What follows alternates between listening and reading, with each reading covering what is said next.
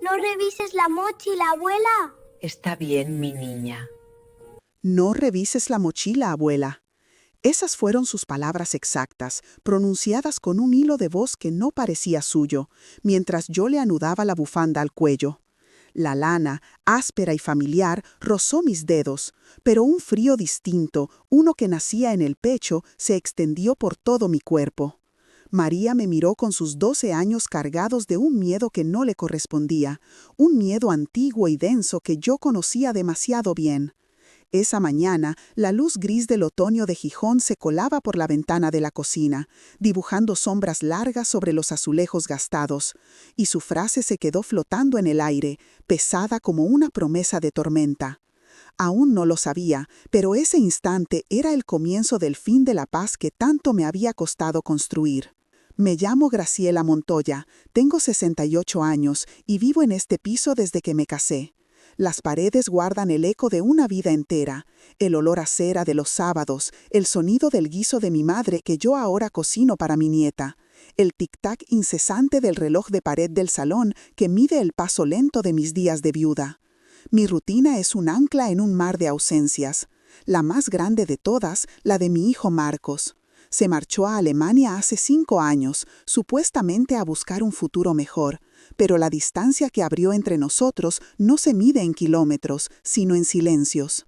Crío a María, su hija, intentando llenar con mi amor el vacío que dejó, cargando con la culpa sorda de no haber sabido mantener unida a mi familia.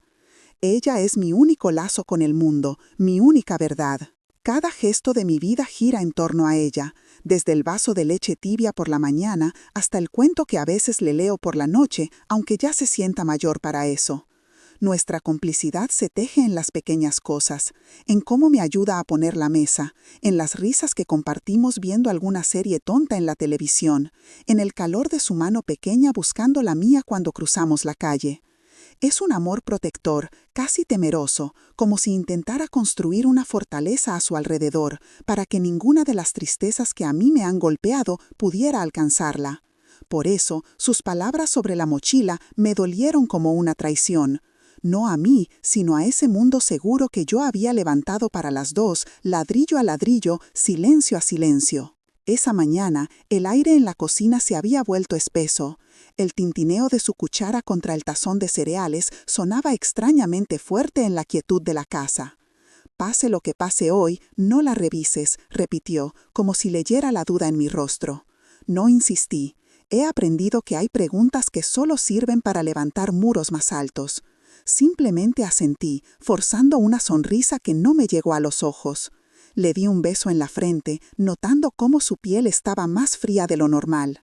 La vi salir por la puerta, con esa mochila azul que parecía pesarle más que de costumbre, y un presentimiento amargo se instaló en mi garganta, con el sabor del café que se había quedado sin beber en mi taza. Las horas siguientes se arrastraron con una lentitud agónica. Intenté seguir con mi rutina para ahuyentar los malos pensamientos. Fui al mercado, pero compré sin mirar, moviéndome por inercia entre los puestos de fruta y pescado. Volví a casa y me puse a limpiar los cristales, frotando con fuerza, como si pudiera borrar la imagen de los ojos asustados de María de mi mente. Cada rincón del piso me gritaba su ausencia, cada objeto me recordaba la fragilidad de nuestra calma. La mochila, que había dejado junto a la entrada, era un objeto extraño, una caja cerrada que contenía una amenaza que no podía nombrar. La tentación de abrirla era un picor en las manos, una batalla entre mi promesa y mi instinto. El silencio se rompió a las 11:30. El teléfono sonó con una estridencia que me hizo dar un respingo, derramando un poco del agua. Era un número que no conocía.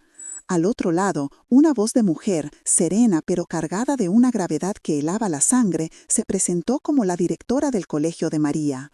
Usó frases formales, palabras como incidente, situación delicada y necesitamos su presencia de inmediato. Cada palabra era un martillazo en el pecho, confirmando que el miedo de María no era una fantasía infantil. Algo muy grave había pasado, algo que ella sabía que iba a ocurrir. Mientras la directora hablaba, mi mirada se clavó en la mochila azul que descansaba en el pasillo. Parecía burlarse de mí. Dentro de ella, o a causa de ella, la vida de mi nieta se estaba torciendo. La directora mencionó un asunto muy serio que involucraba a María, y aunque mi mente se negaba a aceptarlo, una parte de mí ya conectaba los puntos. La advertencia, el miedo en sus ojos, esta llamada urgente. Colgué el teléfono con la mano temblorosa, sintiendo cómo el suelo se abría bajo mis pies. Tenía que ir al colegio, enfrentarme a lo que fuera que hubiese ocurrido, pero sobre todo tenía que entender por qué mi nieta me había pedido que me mantuviera al margen. Me puse el abrigo con gestos automáticos, buscando en la tela gruesa una protección que no sentía. El pasillo olía a cera y a humedad, el aroma de mi vida ordenada, una vida que sentía que estaba a punto de hacerse añicos. La lealtad a mi nieta luchaba contra la necesidad imperiosa de saber la verdad. ¿Qué secreto podía ser tan terrible como para que una niña de 12 años decidiera cargarlo sola? Cada paso hacia la puerta era un esfuerzo, cada latido de mi corazón una pregunta sin respuesta. El mundo que conocía se estaba desmoronando, y yo ni siquiera sabía por dónde empezar a recoger los pedazos. La directora me esperaba en su despacho. La puerta estaba entreabierta y desde el pasillo pude oír su voz, calmada pero firme, hablando con alguien más. El corazón se me encogió. Sabía que al cruzar ese umbral nada volvería a ser como antes. La verdad, fuera cual fuera, me aguardaba detrás de esa puerta de madera oscura, y yo, una simple abuela que solo quería proteger a su nieta, iba a tener que enfrentarla sola. Antes de contarte lo que escuché en ese despacho, una confesión que lo cambió todo para siempre, suscríbete y dime desde qué ciudad me escuchas. Lo que viene a continuación puede parecer ficción, pero te aseguro que es mi verdad, la más dolorosa de todas. No revises la mochila, abuela. Esas fueron sus palabras exactas, pronunciadas con un hilo de voz que no parecía suyo, mientras yo le anudaba la bufanda al cuello. La lana, áspera y familiar, rozó mis dedos, pero un frío distinto, uno que nacía en el pecho, se extendió por todo mi cuerpo. María me miró con sus 12 años cargados de un miedo que no le correspondía, un miedo antiguo y denso que yo conocía demasiado bien. Esa mañana, la luz gris del otoño de Gijón se colaba por la ventana de la cocina, dibujando sombras largas sobre los azulejos gastados, y su frase se quedó flotando en el aire, pesada como una promesa de tormenta. Aún no lo sabía, pero ese instante era el comienzo del fin de la paz que tanto me había costado construir. Me llamo Graciela Montoya, tengo 68 años y vivo en este piso desde que me casé.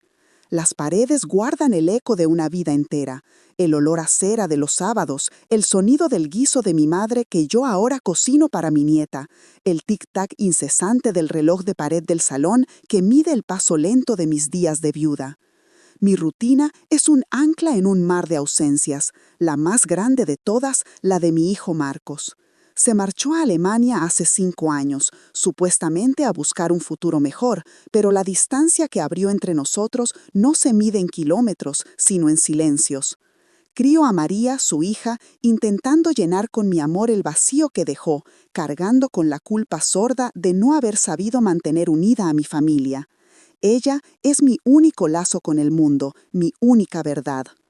Cada gesto de mi vida gira en torno a ella, desde el vaso de leche tibia por la mañana hasta el cuento que a veces le leo por la noche, aunque ya se sienta mayor para eso.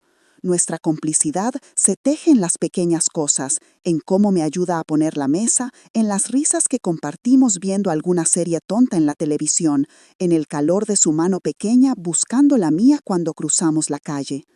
Es un amor protector, casi temeroso, como si intentara construir una fortaleza a su alrededor para que ninguna de las tristezas que a mí me han golpeado pudiera alcanzarla. Por eso, sus palabras sobre la mochila me dolieron como una traición, no a mí, sino a ese mundo seguro que yo había levantado para las dos, ladrillo a ladrillo, silencio a silencio. Esa mañana, el aire en la cocina se había vuelto espeso. El tintineo de su cuchara contra el tazón de cereales sonaba extrañamente fuerte en la quietud de la casa. «Pase lo que pase hoy, no la revises», repitió, como si leyera la duda en mi rostro. No insistí. He aprendido que hay preguntas que solo sirven para levantar muros más altos. Simplemente asentí, forzando una sonrisa que no me llegó a los ojos. Le di un beso en la frente, notando cómo su piel estaba más fría de lo normal. La vi salir por la puerta con esa mochila azul que parecía pesarle más que de costumbre, y un presentimiento amargo se instaló en mi garganta, con el sabor del café que se había quedado sin beber en mi taza. Las horas siguientes se arrastraron con una lentitud agónica. Intenté seguir con mi rutina para ahuyentar los malos pensamientos. Fui al mercado, pero compré sin mirar, moviéndome por inercia entre los puestos de fruta y pescado. Volví a casa y me puse a limpiar los cristales, frotando con fuerza como si pudiera borrar la imagen de los ojos asustados de mi mente. Cada rincón del piso me gritaba su ausencia, cada objeto me recordaba la fragilidad de nuestra calma. La mochila que había dejado junto a la entrada era un objeto extraño, una caja cerrada que contenía una amenaza que no podía nombrar. La tentación de abrirla era un picor en las manos, una batalla entre mi promesa y mi instinto. El silencio se rompió a las 11:30. El teléfono sonó con una estridencia que me hizo dar un respingo, derramando un poco del agua del cubo. Era un número que no conocía. Al otro lado, una voz de mujer, serena pero cargada de una gravedad que helara la sangre, se presentó como la directora del colegio de María. Usó frases formales, palabras como incidente, situación delicada y necesitamos su presencia de inmediato. Cada palabra era un martillazo en el pecho, confirmando que el miedo de María no era una fantasía infantil. Algo muy grave había pasado, algo que ella sabía que iba a ocurrir. Mientras la directora hablaba, mi mirada se clavó en la mochila azul que descansaba en el pasillo. Parecía burlarse de mí. Dentro de ella, o a causa de ella, la vida de mi nieta se estaba torciendo. La directora mencionó un asunto muy serio que involucraba a María, y aunque mi mente se negaba a aceptarlo, una parte de mí ya conectaba los puntos, la advertencia, el miedo en sus ojos, esta llamada. Urgente. Colgué el teléfono con la mano temblorosa, sintiendo cómo el suelo se abría bajo mis pies. Tenía que ir al colegio, enfrentarme a lo que fuera que hubiese ocurrido, pero sobre todo tenía que entender por qué mi nieta me había pedido que me mantuviera al margen. Me puse el abrigo con gestos automáticos, buscando en la tela gruesa una protección que no sentía. El pasillo olía a cera y a humedad, el aroma de mi vida ordenada, una vida que sentía que estaba a punto de hacerse añicos. La lealtad a mi nieta luchaba contra la necesidad imperiosa de saber la verdad. ¿Qué secreto podía ser tan terrible como para que una niña de 12 años decidiera cargarlo sola? Cada paso hacia la puerta era un esfuerzo, cada latido de mi corazón una pregunta sin respuesta. El mundo que conocía se estaba desmoronando y yo ni siquiera sabía por dónde empezar a recoger los pedazos. La directora me esperaba en su despacho. La puerta estaba entreabierta y desde el pasillo pude oír su voz, calmada pero firme, hablando con alguien más. El corazón se me encogió. Sabía que al cruzar ese umbral nada volvería a ser como antes. La verdad, fuera cual fuera, me aguardaba detrás de esa puerta de madera oscura, y yo, una simple abuela que solo quería proteger a su nieta, iba a tener que enfrentarla sola. Antes de contarte lo que escuché en ese despacho, una confesión que lo cambió todo para siempre, suscríbete y dime desde qué ciudad me escuchas. Lo que viene a continuación puede parecer ficción, pero que aseguro que es mi verdad, la más dolorosa de todas. Al cruzar el umbral del despacho, el aire se volvió denso, casi irrespirable. Olía a papel viejo y a café frío. La directora, una mujer de gafas finas y gestos medidos, me ofreció una silla con una amabilidad que no lograba ocultar la gravedad de la situación. A su lado, en una silla demasiado grande para ella, estaba María. No lloraba, pero sus ojos estaban fijos en un punto de la alfombra gastada, y su cuerpo entero era una pequeña estatua de rigidez. Era la quietud de quien espera una sentencia. Y la sentencia llegó, en palabras cuidadosamente elegidas que caían sobre mí como piedras. Un reloj de oro, sustraído del domicilio de una profesora. María fue vista entregándolo. Cada frase era un golpe sordo en el pecho, un clavo más en el ataúd de nuestra frágil paz. La directora me explicó que, dadas las circunstancias y el historial impecable de María, estaba dispuesta a darnos 24 horas para aclarar el malentendido antes de involucrar a las autoridades. 24 horas. Un reloj de arena cuyo último grano de arena sería nuestra ruina o nuestra salvación. Miré a María, buscando una negación, una explicación, una lágrima que rompiera ese silencio pétreo, pero no encontré nada. Solo el vacío de un secreto que ella había decidido cargar sola, protegiendo a alguien con la lealtad ciega y suicida de la infancia. Salimos de allí sin decir una palabra, y el camino de vuelta a casa bajo un cielo del color del plomo fue el más largo de mi vida. Un abismo silencioso se había abierto entre nosotras en el corto trayecto que separaba el colegio de nuestro portal.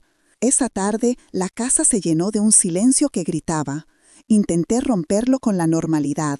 Le preparé una sopa de fideos, la que le hacía de pequeña cuando tenía fiebre, esperando que el calor del caldo derritiera el hielo que se había instalado en su corazón.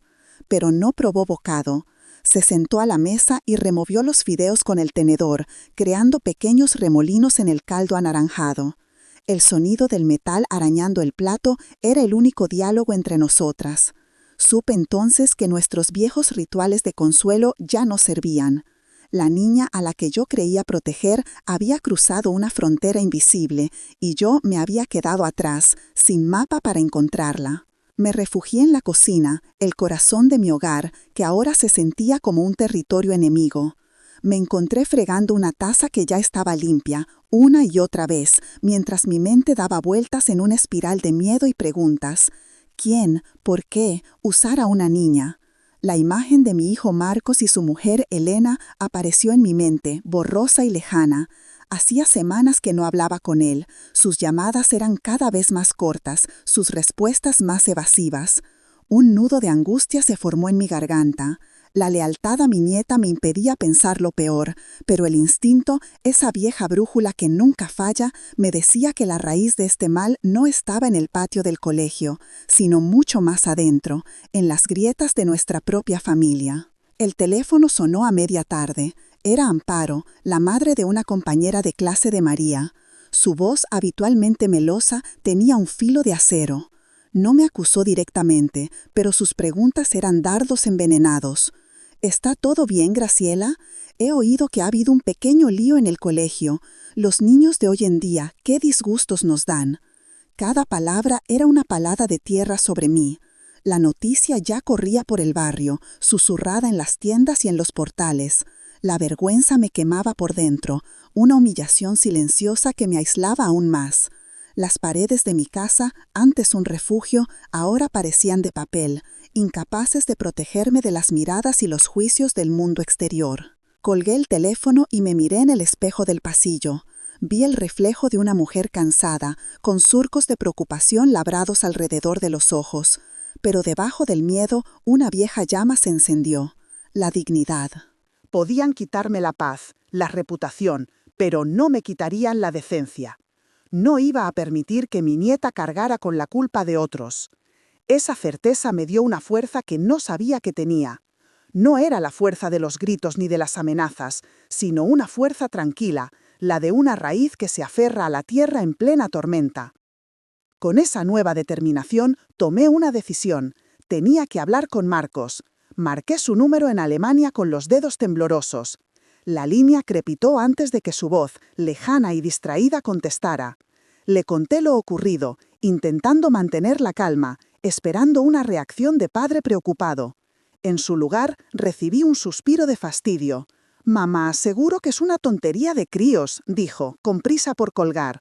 «Elena está muy ocupada con el nuevo trabajo, y yo también. Habla con la niña, que te lo explique ella». Su indiferencia fue como un portazo en la cara. Me di cuenta, con una claridad dolorosa, de que estaba sola, completamente sola. La noche cayó sobre la ciudad, envolviendo nuestro piso en sombras. Acosté a María, que se hizo la dormida en cuanto me acerqué. Le di un beso en la frente y apagué la luz. El tic-tac del reloj del salón marcaba el paso de las horas que nos quedaban. 24 horas se habían convertido en apenas 12. Sentada en la oscuridad del salón, la mochila azul de María, abandonada junto al sofá, parecía llamarme. La promesa que le había hecho esa mañana, no revises la mochila, abuela, resonaba en mi cabeza, una barrera moral que me impedía actuar. Pero la llamada de mi hijo lo había cambiado todo. Ya no se trataba solo de lealtad, sino de supervivencia. El amor y el miedo libraban una batalla dentro de mí, proteger su secreto o salvar su futuro, callar y ser cómplice o hablar y arriesgarme a destruir lo poco que quedaba de mi familia. El silencio en la casa era tan profundo que podía oír los latidos de mi propio corazón, acelerados por la angustia. Me levanté del sillón, mis articulaciones protestando en la quietud de la noche. Caminé lentamente hacia la mochila. Cada paso era una traición a mi promesa, pero también un paso hacia una verdad que necesitaba conocer, por dolorosa que fuera.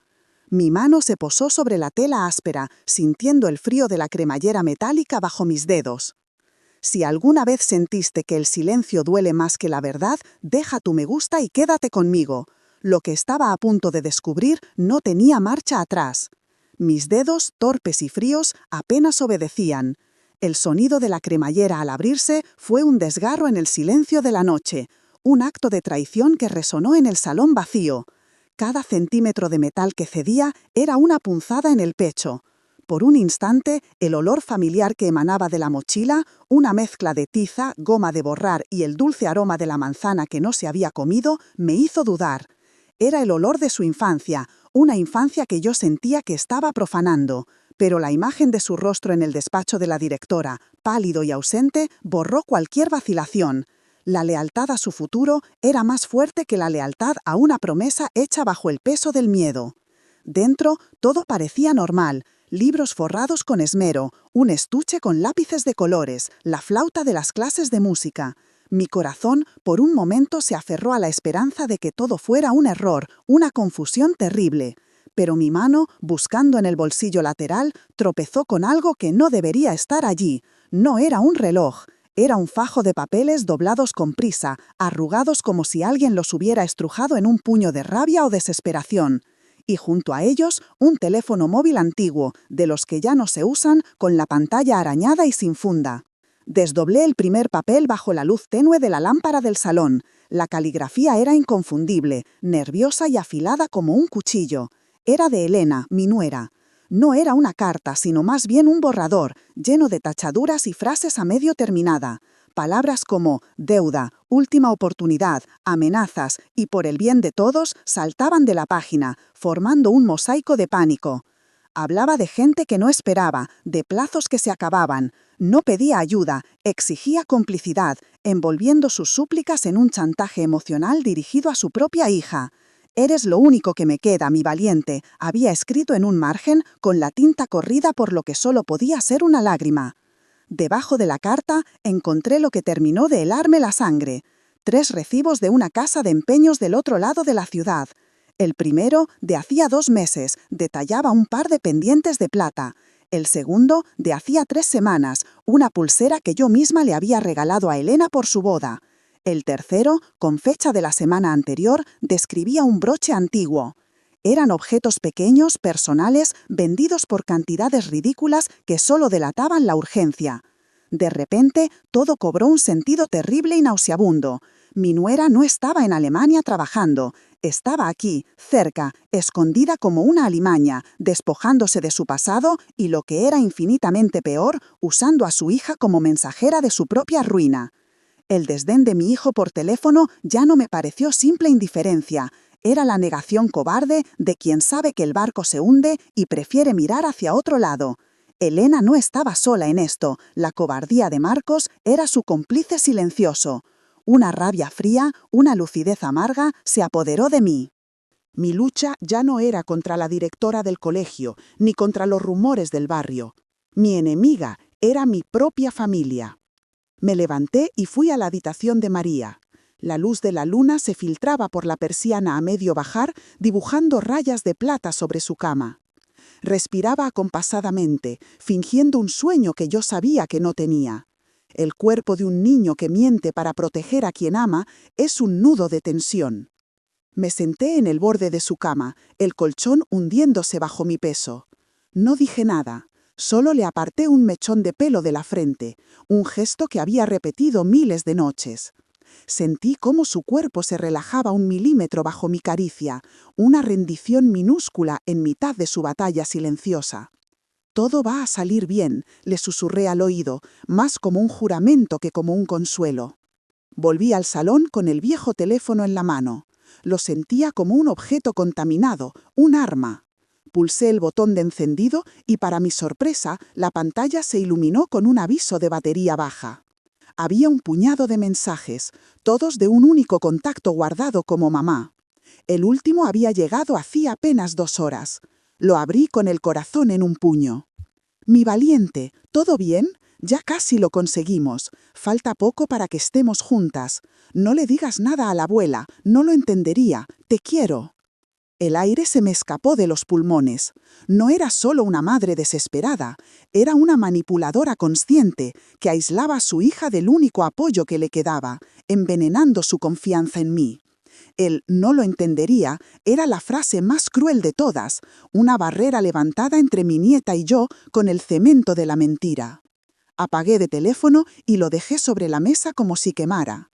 La vergüenza y el robo en el colegio ya no eran el centro del problema. Eran solo un síntoma de una enfermedad mucho más profunda que carcomía los cimientos de nuestra familia.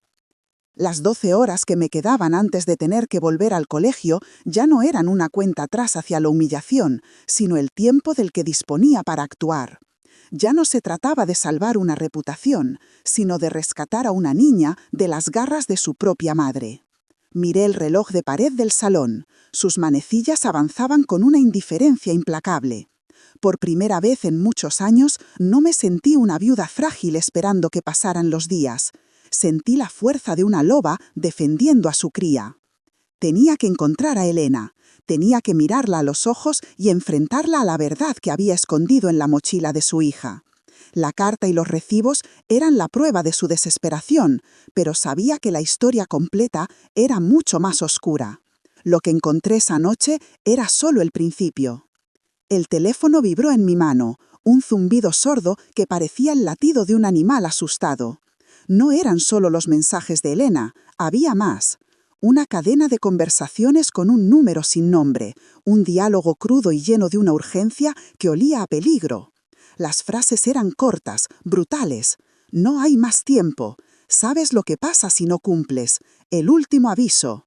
Y en medio de esas amenazas, las respuestas de Elena, suplicantes y erráticas. «Lo conseguiré, solo unos días más. No metáis a la niña en esto». No era solo una deuda. La palabra «juego» apareció una vez, y fue como si una luz sucia y parpadeante iluminara de golpe el rincón más oscuro de mi mente. Esto no era la mala suerte de un negocio fallido. Era el pozo sin fondo del vicio, un abismo que se lo traga todo, el dinero, la dignidad y finalmente a las personas que más quieres. La imagen que yo tenía de mi nuera, la de una joven ambiciosa pero algo frívola, se hizo añicos. En su lugar apareció el rostro de una extraña, una mujer acorralada por demonios que yo ni siquiera podía nombrar. ¿Y mi hijo, Marcos, dónde estaba en todo esto? Su silencio ya no era distancia, era complicidad. Su indiferencia era el muro detrás del cual se escondía, dejando que su mujer y su hija libraran una guerra que él no tenía el valor de afrontar. La decepción fue un sabor amargo, como a metal viejo, que me subió por la garganta. La familia que yo creía rota simplemente estaba podrida por dentro, carcomida por secretos mucho más terribles que el simple orgullo o la falta de comunicación. Mi mirada volvió a los recibos de la casa de empeños, esparcidos sobre la mesa del salón como las cartas de un mal presagio. Los leí de nuevo, despacio, esta vez con la claridad helada que da el espanto. Pendientes de plata, pulsera de boda, y el último, broche de filigrana con perla. Un escalofrío me recorrió la espalda. Ese broche, me levanté como si me hubieran dado un empujón y fui a mi dormitorio, al fondo del armario donde guardo una vieja caja de sombreros llena de fotografías. Removí las imágenes en blanco y negro hasta que la encontré. La boda de Marcos y Elena. Allí estaba ella, sonriendo a la cámara con el broche prendido en la solapa. Un broche que había sido de mi madre y que yo misma le regalé el día que me anunció que estaba embarazada de María. Se lo di como un símbolo de bienvenida a la familia. y ella lo había vendido por un puñado de billetes. Ese fue el golpe final. No era el valor económico, era la profanación de un recuerdo, la venta de un símbolo. Era la prueba de que para Elena ya no había nada sagrado. La tristeza que me había acompañado durante horas se evaporó, dejando en su lugar una dureza fría, una calma peligrosa. La mujer que había llorado en silencio en el despacho de la directora había muerto. La que quedaba en pie ya no tenía lágrimas, solo tenía un propósito. Regresé al dormitorio, pero esta vez abrí el cajón de mi mesita de noche. Dentro, en una caja de terciopelo azul marino, guardaba las pocas joyas de valor que me quedaban. La alianza de mi marido, un collar de perlas que me regaló en nuestro 20º aniversario y unos pendientes de oro que heredé de mi abuela. Eran mi conexión con el pasado, con los días en que la palabra familia significaba refugio y no amenaza. Los tomé en mi mano, sintiendo su peso frío y familiar. Eran solo cosas, me dije, objetos. Los recuerdos no estaban en el oro, sino en el corazón. Y el corazón de María, en este momento, valía más que todo el oro del mundo. Tomé una decisión. No iba a permitir que el nombre de mi nieta quedara manchado por la suciedad de otros. No iba a dejar que su futuro se arruinara por un reloj robado. Si Elena había vendido el pasado, yo usaría el mío para comprarle a María un mañana limpio. A primera hora iría a una joyería, vendería lo que fuera necesario y conseguiría el dinero para devolver el valor de ese reloj. No era justicia, era control de daños. Era el sacrificio silencioso de una abuela dispuesta a todo por proteger a su cría. Mientras la primera luz del alba teñía de un gris pálido las cortinas del salón, la casa seguía en silencio. María dormía, o lo fingía, ajena a la tormenta que se había desatado en mi interior. Me senté en mi viejo sillón, el mismo desde el que había visto crecer a mi hijo, y tracé un plan. Primero, el dinero. Segundo, el colegio. Hablaría con la directora. Le explicaría que todo había sido un terrible malentendido familiar, una confusión, y pagaría lo que hiciera falta. Protegería a María con una mentira piadosa, un escudo para darle tiempo. Pero sabía que eso no era suficiente. Eso era solo tapar una grieta en un muro que amenazaba con derrumbarse. El verdadero problema seguiría ahí fuera, en alguna pensión barata, en alguna sala de juego clandestina. Tenía que encontrar a Elena, no para acusarla ni para juzgarla, sino para mirarla a los ojos y ponerle un fin a esta locura. Tenía que hacerlo por María. Tenía que recuperar a mi nieta de la influencia tóxica de su propia madre. El tic-tac del reloj del salón me pareció de repente un martillo golpeando un yunque. Cada segundo que pasaba era un segundo menos que tenía para actuar. Miré la dirección de la casa de empeños en uno de los recibos. Estaba en el barrio del Puerto, un lugar al que la gente decente no solía ir. Era un punto de partida, una pista. Ya no sentía miedo. El miedo se había consumido, dejando solo cenizas de determinación. Ya no era Graciela, la viuda que se refugiaba en su rutina. Era una matriarca que iba a reclamar lo que era suyo. Esa noche entendí que ya no había vuelta atrás. El alba se coló por las rendijas de la persiana con la timidez de un intruso. No había dormido. Pasé la noche en vela, sentada en mi sillón, con la caja de terciopelo azul marino sobre el regazo. Su tacto gastado era el único consuelo en la quietud helada de la casa. Cada tic-tac del reloj era un golpe de martillo que me recordaba el tiempo que se agotaba. Con la primera luz, la de un sol débil y acuoso que apenas lograba teñir el cielo de gris, supe que ya no había más espacio para la duda. La mujer que temblaba en el despacho de la directora había dado paso a otra, una que sostenía el legado de su familia en la palma de la mano y estaba dispuesta a venderlo para comprar un futuro. Me vestí con gestos mecánicos, eligiendo la ropa más sobria que tenía, como si fuera un funeral. Y en cierto modo lo era. Era el funeral de la imagen que yo tenía de mi familia, de la esperanza de una reconciliación. Guardé las joyas en el bolso. Su peso me recordaba a cada paso la magnitud de mi sacrificio. Al salir, miré a María, que dormía en su cama hecha un ovillo. Le di un beso en la frente, un beso que era a la vez una promesa y una despedida. Promesa de protección, despedida de la inocencia que estaba a punto de arrebatarle para siempre. La joyería de la calle Corrida olía a metal pulido y a tiempo detenido. El señor Anselmo, el dueño, me conocía de toda la vida. Fue él quien ajustó la alianza a mi dedo el día de mi boda. Sus ojos, detrás de unas gafas de relojero, me miraron con una mezcla de sorpresa y preocupación cuando saqué las piezas de la caja de terciopelo y las puse sobre el paño negro del mostrador. No hizo preguntas, solo las examinó en silencio, con el respeto de quien sabe que no está tasando oro, sino recuerdos. ¿Estás segura, Graciela?, preguntó con voz queda. Asentí, incapaz de hablar. La cifra que escribió en un papel era suficiente. Cogí los billetes, un dinero frío y anónimo que iba a servir para limpiar una mancha que no era nuestra. Sentí como si una parte de mí se hubiera quedado para siempre sobre aquel paño oscuro. Con el dinero en el bolso, fui directa al colegio. La directora me recibió de inmediato. Su despacho, que el día anterior me había parecido una sala de interrogatorios, hoy lo veía con otros ojos. Era simplemente el despacho de una mujer preocupada. Le expliqué, con la voz más firme que pude encontrar, que todo había sido un terrible malentendido familiar. Le dije que el reloj ya había sido recuperado y que quería compensar a la profesora por el disgusto, entregándole el valor íntegro de la pieza. No di más detalles. No era necesario. Ella me miró largamente, y en sus ojos no vi juicio, sino una profunda compasión. A veces las familias son más complicadas de lo que parecen desde fuera, dijo, mientras guardaba el sobre en un cajón.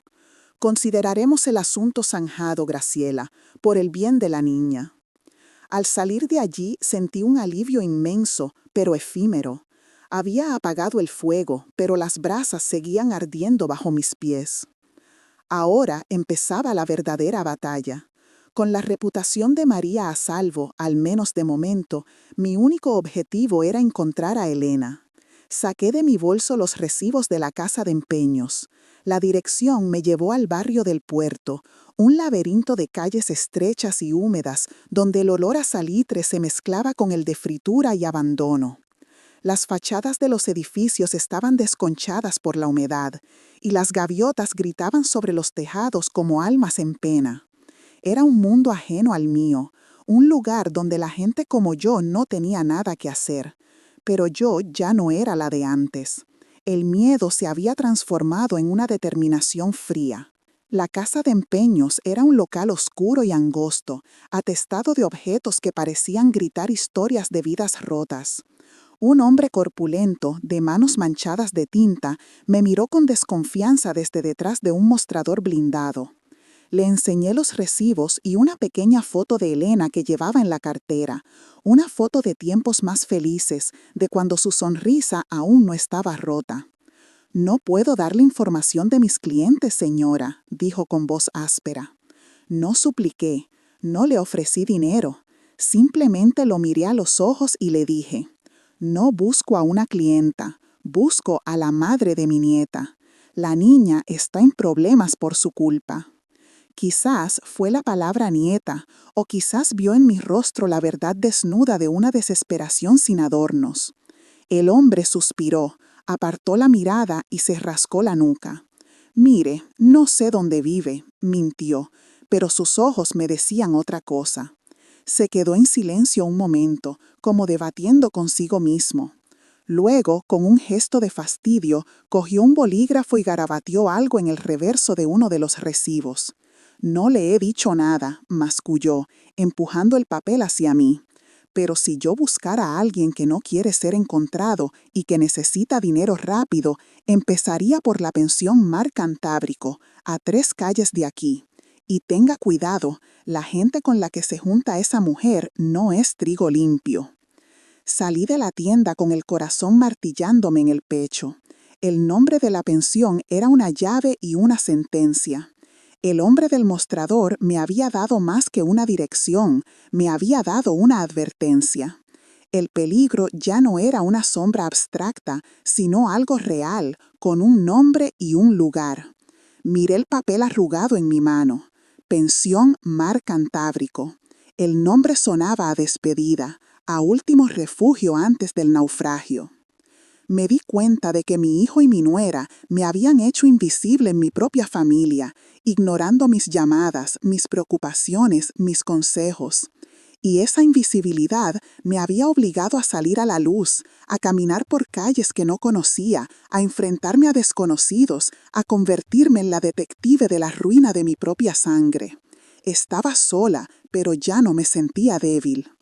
El viento del puerto me golpeó la cara, trayendo consigo un olor a mar y a podredumbre. Sabía que al doblar la siguiente esquina y buscar esa pensión, estaría cruzando una línea de la que jamás podría regresar. La verdad me esperaba allí, y yo iba a por ella, costara lo que costara. Si alguna vez te sentiste invisible en tu propia casa, deja tu me gusta y quédate conmigo. Lo que estoy a punto de descubrir no tiene marcha atrás. La pensión Mar Cantábrico no era más que una cicatriz en la fachada de una calle olvidada. El aire salado del puerto no lograba limpiar el olor a grasa rancia y a desesperanza que emanaba de su portal. Entré con el corazón encogido. Cada paso sobre las baldosas gastadas era un eco en el silencio polvoriento del vestíbulo. Detrás de un mostrador de madera oscura, un hombre con la cara surcada de venillas rojas levantó la vista de un periódico deportivo, mirándome como si yo fuera un fantasma de otro mundo. No le di tiempo a negarse. Puse un billete de 50 euros sobre el mostrador, junto a la foto de Elena. «Habitación 204», dijo sin tocar el dinero, con la voz ronca de quien ha fumado demasiados cigarros. Pero yo no le he dicho nada. Subí las escaleras aferrándome a la barandilla de hierro forjado, que estaba fría y pegajosa al tacto. El pasillo de la segunda planta era un túnel lúgubre, iluminado por una única bombilla que parpadeaba a punto de rendirse. El papel de las paredes, con un estampado de flores que alguna vez fue alegre, colgaba en jirones, como la piel de un animal enfermo. Me detuve frente a la puerta 204. El número, pintado a mano, estaba casi borrado. Por un instante el miedo me paralizó. El miedo a lo que encontraría detrás de esa puerta, a la verdad en su forma más cruda y miserable. Pero entonces pensé en María, en su silencio cargado de lealtad, y la fuerza regresó a mis manos. Llamé a la puerta, 2 golpes secos y firmes que sonaron como un veredicto. El silencio se prolongó durante un latido eterno. Luego oí el sonido de una cadena y la puerta se abrió una rendija. La mujer que me miró a través de ese hueco no era la Elena que yo recordaba. Su rostro estaba hinchado, sus ojos enrojecidos y vacíos, y su pelo, antes siempre perfecto, caía sin vida sobre sus hombros. Llevaba un jersey gastado que le quedaba grande. Al verme, su expresión pasó del recelo al pánico puro. Intentó cerrar la puerta, pero yo ya había metido el pie. Empujé con una fuerza tranquila pero inamovible, y entré. La habitación era un caos que reflejaba el de su vida. Ropa tirada por el suelo, un cenicero desbordado sobre la mesilla, restos de comida en un plato. La única ventana estaba cubierta por una cortina sucia que apenas dejaba pasar una luz enfermiza. Olía a humo estancado y a perfume barato, el aroma de la soledad y la vergüenza. Elena retrocedió hasta chocar con la pared, abrazándose a sí misma como si tuviera frío. No grité, no la insulté. Mi rabia se había convertido en una calma glacial. Saqué de mi bolso el último recibo de la casa de empeños, el del broche de mi madre, y lo dejé sobre la cama deshecha. «Esto», dije, y mi voz sonó extraña, lejana, en la quietud de la habitación. «Esto no te pertenecía». Ella miró el papel y luego a mí, y algo dentro de ella se rompió. Se deslizó por la pared hasta quedar sentada en el suelo y empezó a llorar. No era un llanto de arrepentimiento, sino de pura y absoluta derrota. Un sollozo seco, agónico, que me revolvió las entrañas. Y entonces empezó a hablar. las palabras saliendo a borbotones, atropelladas, como el agua sucia de una tubería rota. No eran solo deudas como yo había pensado, era el juego, una adicción que había empezado como una distracción y que se había convertido en un monstruo que la devoraba por dentro. Confesó que había perdido todo el dinero que Marcos le enviaba. Confesó que había pedido prestado a la gente equivocada, gente que no aceptaba un no por respuesta. Cuando ya no le quedó nada que vender, empezaron las amenazas. Primero contra ella. Luego, cuando vieron que no tenía miedo a perder su propia vida, la amenazaron con lo único que le importaba. La amenazaron con María. Me dijeron que sabían a qué colegio iba, a qué hora salía, susurró entre sollazos, con la cara escondida entre las rodillas. Me dijeron que si no pagaba, le harían una visita. Usarla a ella era la única forma de mantenerlos alejados, de que no se le acercaran. Les daba cosas robadas a través de la niña, para ganar tiempo. ¿Lo entiendes, Graciela? Lo hice para protegerla. La lógica retorcida de sus palabras me golpeó con la fuerza de una bofetada. Había puesto a su hija en el centro del peligro, creyendo que así la salvaba. El amor de una madre, envenenado por el pánico, se había convertido en el arma más cruel. Pero la peor revelación aún estaba por llegar. La pregunta que me quemaba en la garganta salió como un susurro helado. ¿Y Marcos? ¿Dónde está Marcos en todo esto? Elena levantó la cabeza. Sus ojos, llenos de lágrimas, tenían un brillo de rencor. Marcos lo sabe todo, escupió, y cada palabra era un clavo en mi corazón. Le llamé hace semanas, suplicando ayuda. Me envió algo de dinero, una miseria, y me dijo que no podía hacer más, que no quería problemas. Me dijo que era mi lío y que yo tenía que solucionarlo. Me dijo que no te dijera nada a ti para no darte un disgusto. El aire se me escapó de los pulmones. La habitación empezó a dar vueltas. La traición de Elena era la de una extraña a la que un día acepté en mi familia. Pero la de mi hijo era una herida mortal. No era solo cobardía, era abandono. Había arrojado a su mujer y a su hija a los lobos para salvar su propia comodidad, su propia paz. El silencio que yo había interpretado como distancia era en realidad el muro que había construido para no oír nuestros gritos de auxilio. Me apoyé en el marco de la puerta para no caer. La mujer que lloraba en el suelo y el hombre que se escondía a miles de kilómetros eran dos caras de la misma moneda de egoísmo. Y en medio, mi nieta, un peón inocente en su juego sucio. Elena pareció leer la devastación en mi rostro. Se arrastró por el suelo y se agarró al borde de mi abrigo. «Tienes que ayudarnos, Graciela», gimió, su voz rota por el terror. Esta noche era el último plazo. Van a venir, y si no tengo el dinero, han dicho que vendrán a buscarlo a tu casa. El eco de sus últimas palabras resonó en la habitación miserable, una amenaza que se mezclaba con el olor a derrota. Vendrán a buscarlo a tu casa. No era una súplica de ayuda, era una sentencia de muerte para la poca paz que me quedaba. La imagen de esos hombres, sin rostro, pero cargados de una violencia implacable, cruzando el umbral de mi hogar, profanando el único santuario que teníamos María y yo, me heló la sangre. Por un instante, el pánico me ahogó. Me vi pequeña, vieja, indefensa, ante un mundo de depredadores que mi propia familia había invitado a entrar.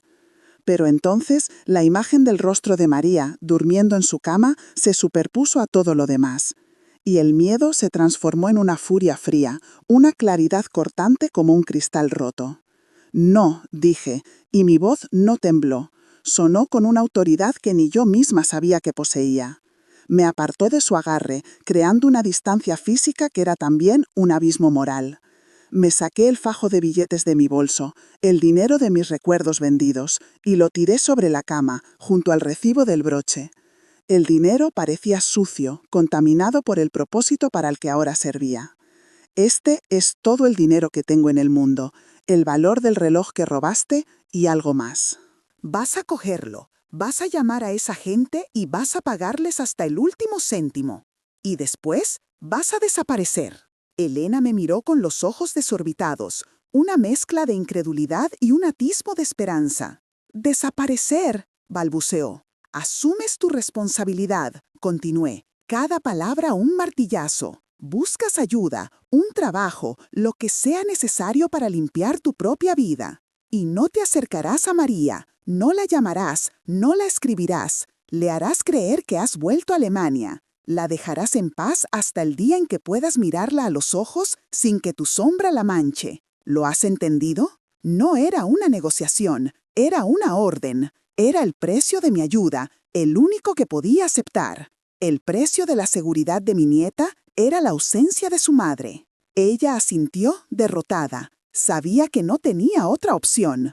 La vi por última vez allí, de rodillas en el suelo de aquella habitación sórdida, rodeada de los escombros de su vida, con el dinero de mi pasado a sus pies. Al cerrar la puerta, no sentí ni pena ni triunfo, solo un vacío inmenso. El vacío de una batalla ganada a un coste demasiado alto. Caminé de vuelta a casa bajo las primeras estrellas, sintiendo el frío del metal en mi mano. Iba a entrar en mi casa, a cerrar la puerta con llave y a construir un muro con mi propio cuerpo si era necesario para que el mal que acababa de dejar atrás no volviera a entrar nunca.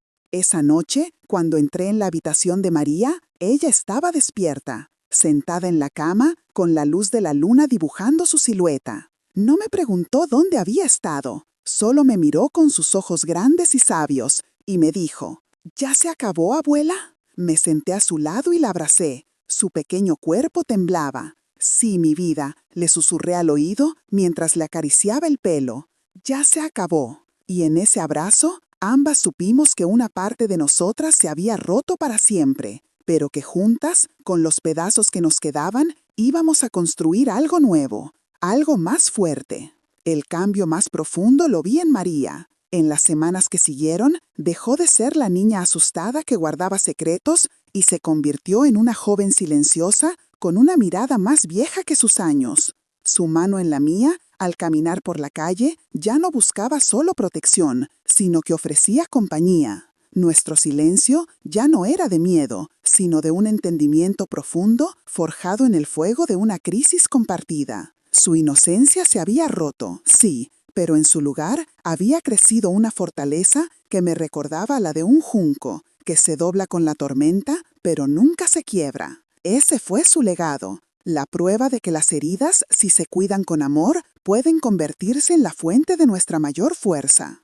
De Elena supe poco, pero lo suficiente. Unos meses después, llegó una postal sin remitente desde una ciudad del sur. La foto era de una playa anónima al atardecer. En el reverso, con una caligrafía temblorosa, solo ponía, «Estoy trabajando, cuídala mucho». No pedía perdón, no daba excusas. Era la constatación de un hecho, el primer paso en un camino que yo no sabía si terminaría en redención o en un nuevo abismo. Guardé la postal en un cajón. No sentía rencor, ni siquiera compasión, solo una paz distante, la que se siente al saber que una puerta peligrosa por fin se ha cerrado. El legado de mi hijo fue el silencio, un silencio absoluto, denso, que se instaló entre nosotros como un muro de hielo. No volvió a llamar. Supongo que Elena le contó lo ocurrido y él eligió la cobardía como refugio definitivo. Es una herida que nunca cierra del todo, la de un hijo que te abandona no por distancia, sino por elección.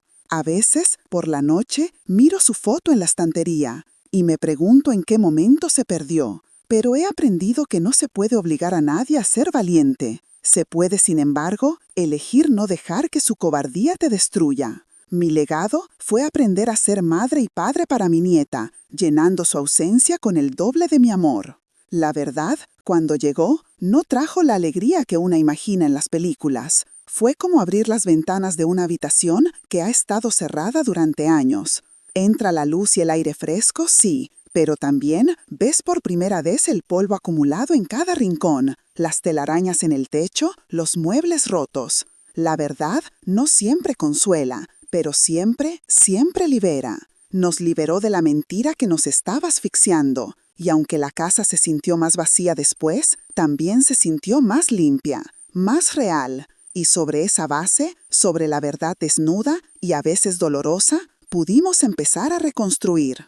En todo este viaje, la dignidad fue mi única brújula. La dignidad de no gritar cuando quería hacerlo, de no derrumbarme cuando sentía que el suelo se abría bajo mis pies, de proteger a mi nieta sin mancharme las manos con el odio. El amor que siento por María me enseñó que a veces la mayor prueba de afecto es un límite, una puerta que se cierra, una verdad que se pronuncia aunque duela. Comprendí que amar no es solo abrazar, sino también saber cuándo soltar. A veces hay que podar las ramas enfermas para que el árbol no muera, para que la savia nueva pueda encontrar su camino a la luz. El tiempo, ese viejo carpintero, ha ido lijando las aristas más afiladas del dolor. El tic-tac del reloj del salón, que antes medía mi soledad, ahora marca el ritmo de una vida serena y ganada a pulso. Ya no es una cuenta atrás, sino la melodía tranquila de los días que comparto con María, llenos de pequeñas cosas. Un paseo por la playa en invierno, el olor del bizcocho en el horno, las risas viendo una película antigua. El sol de la tarde entra ahora con más confianza por las ventanas, y la casa, nuestro refugio, huele a cera limpia y a futuro. Un futuro pequeño, sin grandes promesas, pero nuestro. Hace unos meses, ordenando el armario de mi marido en el altillo, encontré una pequeña caja de madera que nunca había visto. Estaba cerrada con una llave diminuta que encontré en uno de sus viejos abrigos. La curiosidad me pudo. La abrí con el corazón latiendo un poco más deprisa, esperando encontrar cartas de juventud o algún recuerdo secreto. El polvo de los años se levantó al abrir la tapa, y un olor a tiempo guardado, a cedro y papel viejo, llenó mis fosas nasales. Lo que había dentro no era lo que esperaba, pero era, quizás, lo que necesitaba encontrar.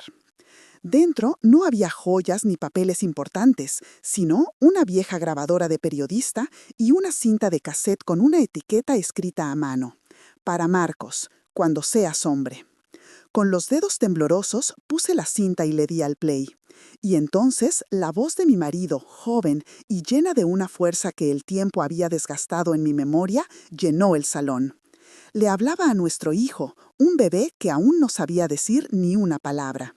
Le hablaba del honor, de la importancia de mirar a la gente a los ojos, de nunca huir de los problemas y de proteger siempre a la familia. Era un mensaje de un padre a un hijo que, de adulto, eligió el camino contrario. Esa voz, guardada durante más de 30 años, llegó a mí cuando más necesitaba confirmar que había hecho lo correcto.